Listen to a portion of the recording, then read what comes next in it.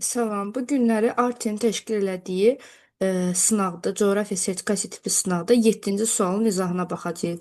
Deməli, məsələdə deyir ki, 20-ci saat quşağının orta meridianında yerli vaxtla saat 22:40 olarsa, gəlin birinci bu hissəni qeyd edək. 20-ci saat quşağının orta meridianı haradır? Onu tapmalıyıq birinci.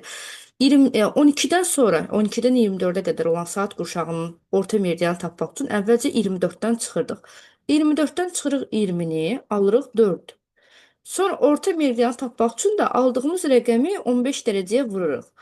Bu da eləyir 20-ci saat qurşağının orta meridianı 60 dərəcə qərb uzunluğu. Çəkdik 60 dərəcə qərb uzunluğunu. Tapdıq ki, burada saat 22:40-dır.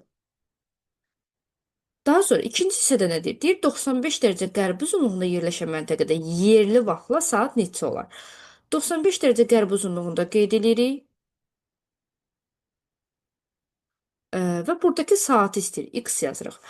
Yerli vaxtla saatı təyin etmək üçün, saat fərqini tapmaq üçün bir dənə düsturumuz var. 4 vurulsun A minus B düsturu. Yəni coğrafi uzunluq fərqini vururuq 4-ə. Bu bizim düsturumuzdur. İndi düsturda yerinə qoyaq. 4'ü vurarıq.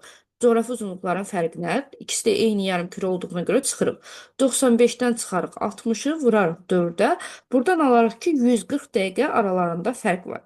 140 dəqiqəni də saata çevirsək, eləyər 2 saat 20 dəqiqə vaxt fərqi var. Biz də bilirik ki, şərq həmişə qərbdən irəlidir.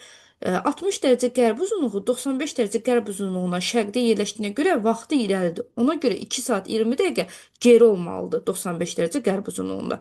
22:40-dan da çıxarıq 2 saat 20 dəqiqəni. 22:40 çıxılsın 2 saat 20 dəqiqə. Və buradan alarıq ki, saat 95 dərəcə qərb uzunluğunda saat 20:20 imiş. 20:20. Cavabımız da eləyir D variantı.